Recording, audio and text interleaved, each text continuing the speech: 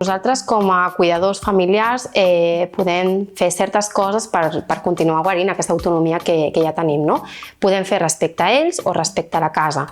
Respecte a ells, sobretot, és no treure-los l'autonomia que tenim, perquè quan ens arriben aquests diagnòstics és com que inutilitzem a la persona i això és el que no hem de fer. Si hi ha activitats, accions que ell ja fa de manera autònoma, doncs les intentem guarir, no? I nosaltres simplement recolzem aquesta part on comencen a haver-hi els dèficits, no?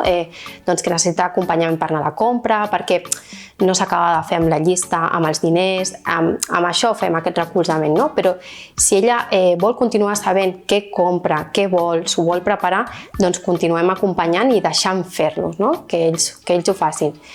I respecte a ells també, una altra cosa és mantenir la rutina, no? Si ells tenien una rutina molt marcada o els agradava fer tasques significativament per ells, les hem d'intentar guarir, no? Que la continuïn fer de manera autònoma i simplificar aquelles coses que potser que els dificulta molt més i nosaltres fer aquest recolzament, no?